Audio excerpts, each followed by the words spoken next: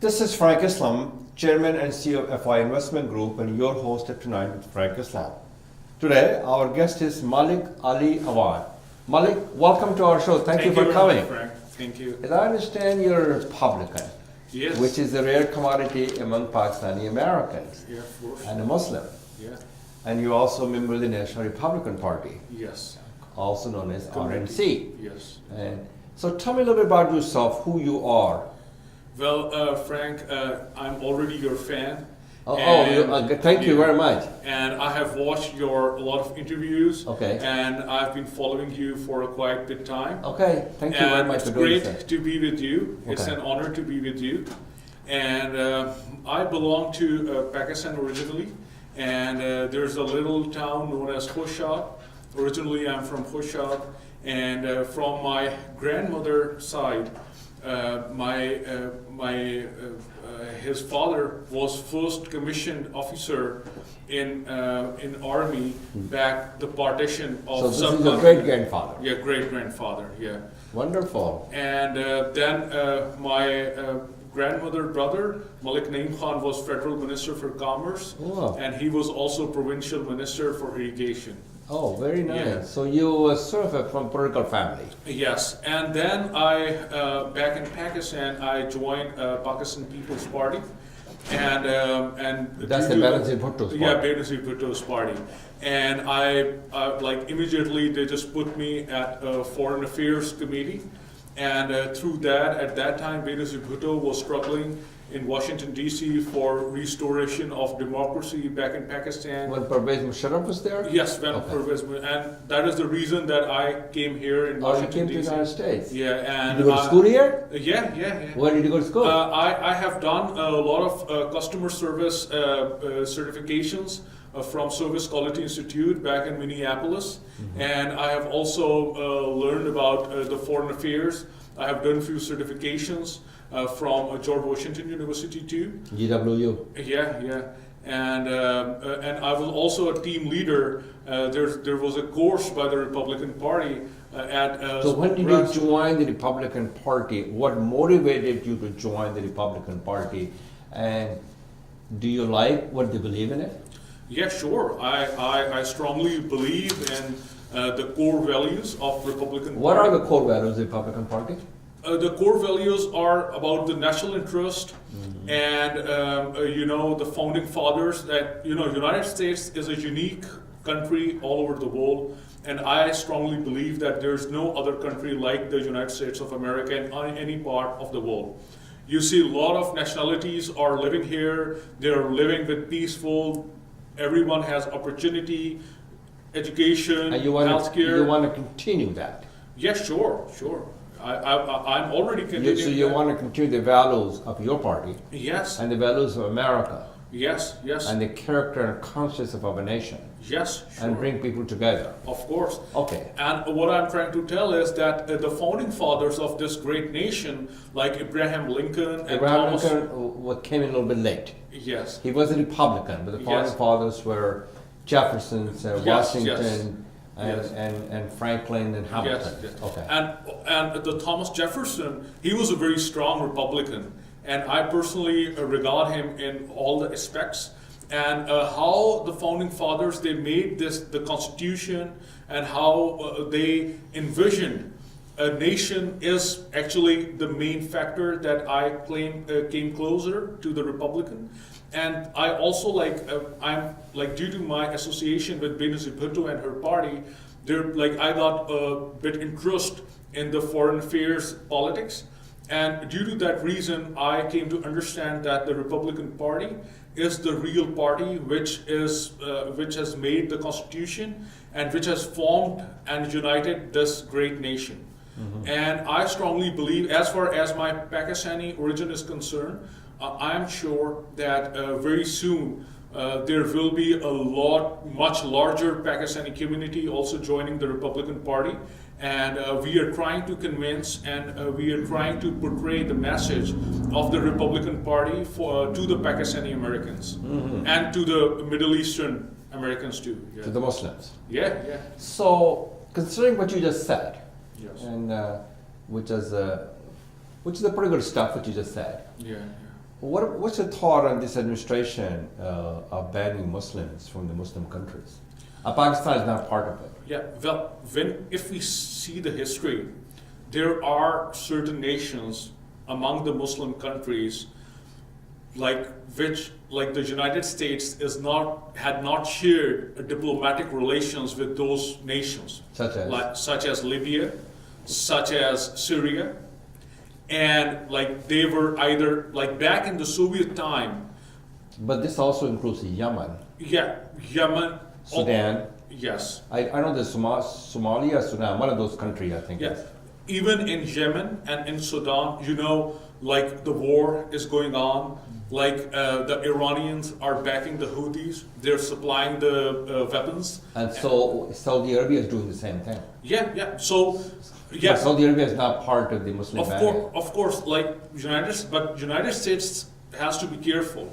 Well, United States has to look forward that to which people are they letting into the country, and how they will, So you support the banning, even if it's wrong and shameful and unconstitutional. It is a part, but it was I'm not a so much big supporter, but at least like I support in a way. Yes, you can, but like we have to keep the United States safer. And we don't want Muslims to be blamed for all the bad things, and we also don't want How Islam. would that have prevented what happened in not too long ago in New York? The Bangladeshi fellow did that, and he said he was encouraged by Mr. Trump. That's what he said on his Facebook. Yes, of course. Because that person is dividing the nation rather than bringing it together. Yeah. I may have not said it properly the way he said it. But that's the essence of the message. Yeah, there is a strong perception. Like I don't want to name the media tycoons, but they are also like they are doing day and night propaganda against President Trump, and due to their own personal agendas. But as far as the Muslims are concerned, like there's also like if you see CNN, like I was just watching yesterday, and there's a large number of Muslims who are actually supporting this Muslim ban. Okay, and similarly, what I'm trying to that this thing is they're supporting the Muslim ban. Some of the Muslim countries, not the people you're talking about. No, the people, the American Muslims living in the United States of America. There are few, like you can watch the CNN website or you can Google it and you can see that there are a lot of American Muslims who have actually supported President Trump in this Muslim ban. And what I'm trying to tell is that this is not about like we as a Muslim, it is also our responsibility. It is one of our to protect the whole to protect our religion and to make respect in the other religion people's eyes. So the Islam, you believe in Islamic faith, which teaches equality, dignity, tolerance, respect for other faith. Yes. So I want to kind of shift the gears, if I may, Malik, and I guess we can talk about the Muslim banning till the cow comes home. Yeah. Talk a little bit about how do you see the relationship between the U.S. and Pakistan? United States and Pakistan both shared a very long history of mutual relations, especially like as far as the Pentagon and GHQ relations are concerned, like starting from the President Ayoub visited Washington, D.C., and like GHQ and Pentagon both have shared relations for more than a decade. And Pakistan has been in all those areas when our neighboring countries were either the Soviet bloc or they were communist or like this. But Pakistan, they were communist. Oh, yeah. Like they were very strong supporting. You see that it's going to go to the next height in terms of the relationship between. Yeah, of course. Like what I'm trying to tell is that the relationship between Pentagon and GHQ It might And be GHQ is what? a general headquarters of the Okay. Pakistan Army. Okay. Yeah, like the relationship between Pentagon and GHQ could be lower as far as the time is concerned, but it was never stopped. It was never finished, and it could never be finished. So sound like what this you're is my saying. belief. What you're saying that it is interest of Pakistan and the United States to strengthen a broader and deepen the relationship between the two countries. Of course. Not just on the national security issue, but also commerce, trade, investment, and business as well. Everything. Yeah, I'm a very strong vocal. Like right now, you have heard about Pakistan. Like we are entering into the CPAC. Yes, and that's I right. have like it is good for the nation, but like we are also trying to do that. We are trying to tell in Pakistan, like a lot of journalists, I have explained them that how United States has helped Pakistan. Like I don't think that China will be able to support Pakistan in such a way how United States has already helped for a decade. Well, that's a wonderful. So we'll continue talking. So we're going to take a break and come back. Yeah, sure. अब आपका होगा अपना घर, सपना घर।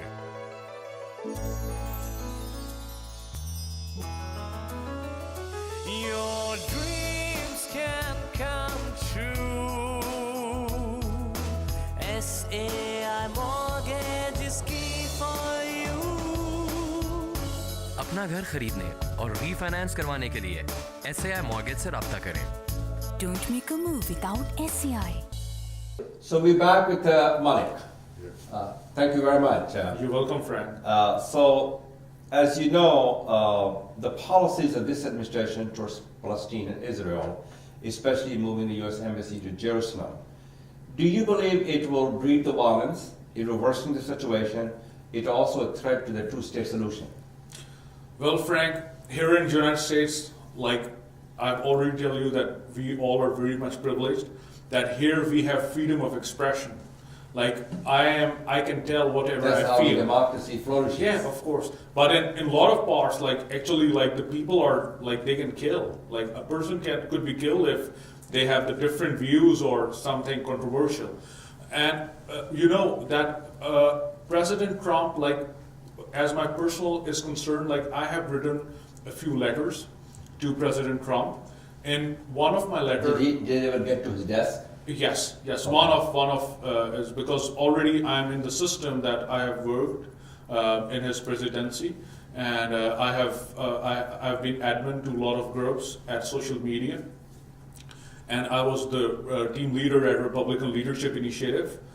And what I try to tell Mr. President is that recently President Trump got a policy that he has reduced the funding of the State Department, and either Significantly. Yeah, By yeah. 1/3. Yeah, of course, and like because this is his policy that like back in elections, the uniformed soldiers, they have supported President Trump in a large way, and his top advisors also have a lot of experience in military and in army So do you matters. support what he has done in terms of moving the embassy? Yeah, no, actually, what I have written in my letter, what I have explained to him is that, that the State Department has been used by the state of United States for the diplomacy.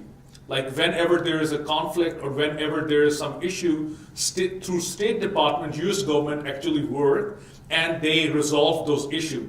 If State Department would be reduced or if State Department would be deprived for doing their job, the issues, like there will be no one there to actually resolve the issues in a good manner. So are you suggesting that they should put back to the budget it used to be under the Obama administration?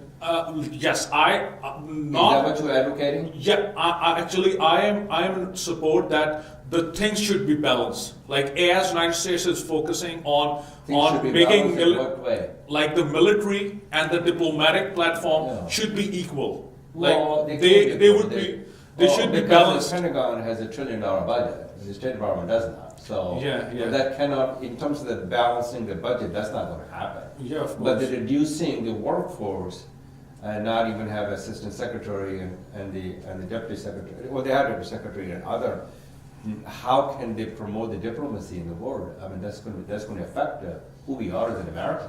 Yeah, of course.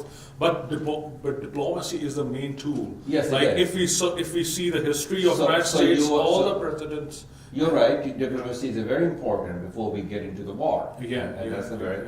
And similarly, this Jerusalem embassy thing, like there is a lot of, because like all the diplomats working, especially in Middle East and Pakistan, there are a lot of protests going on. Yeah, And so there it's are- breeding violence. Yes, And it has become increasingly intolerant among the Muslim countries. of course. Obviously, there must be some reason behind it Of course. that was done, and Yeah. it's hard for me to comprehend what the reasons are. So we're going to get to another subject. What challenges did you face while getting into politics? Like, Obviously, the majority of the Pakistani Americans are Democrats, of course. and I would say about 87% of them. Yes, actually, You're not a loner, but yeah. At the time, I already explained my association with the Benazir Bhutto team, who was actually working. At that time, they were working with the President Bush.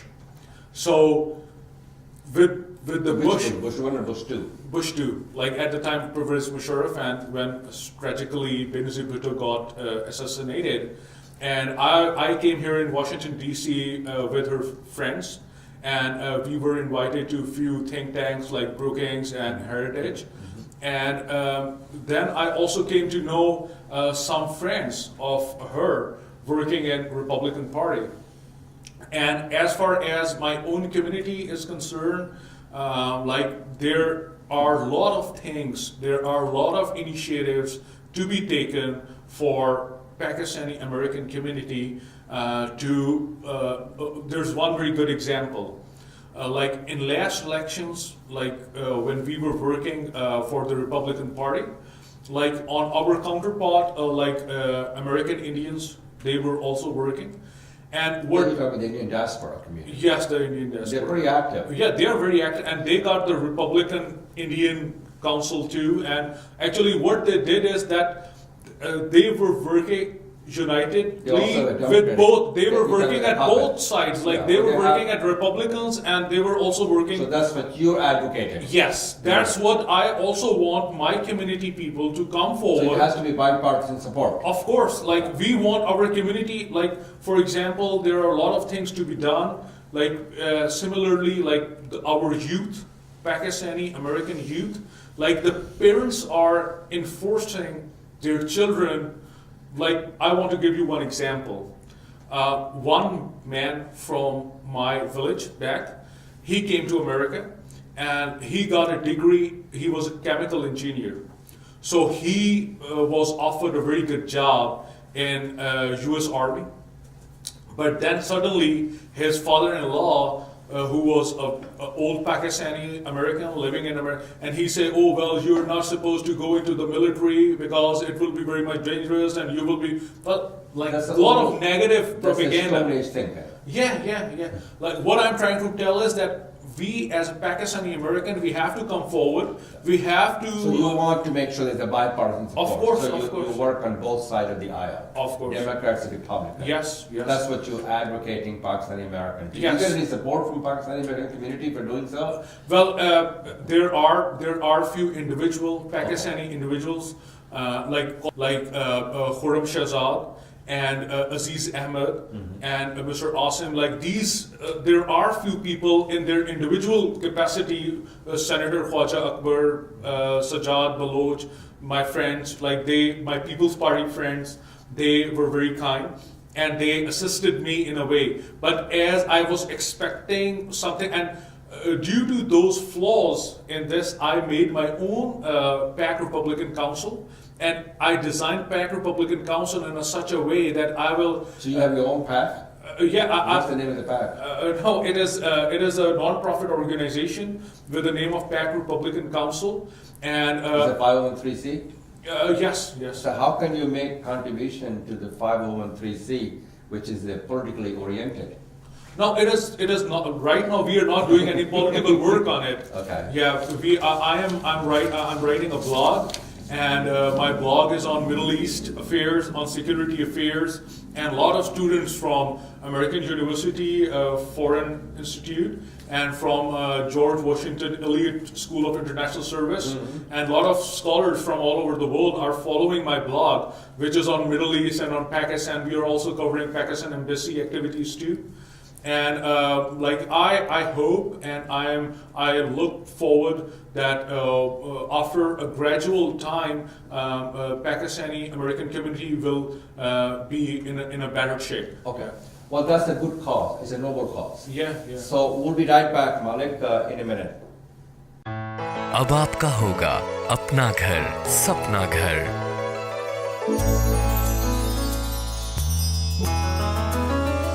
Your dreams can come true.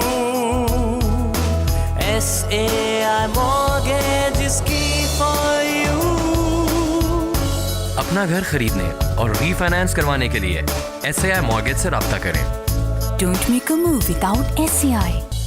So we're back with Malik. Malik, thank you very much for your service as well as for your leadership and trying to get a bipartisan support from the Democratic Party as a Republican Party, which is a good thing to do, which is what you decided to do. So if somebody's Pakistani Americans are watching the show, what's your advice for them if they want to join not just the Republican Party or any political party?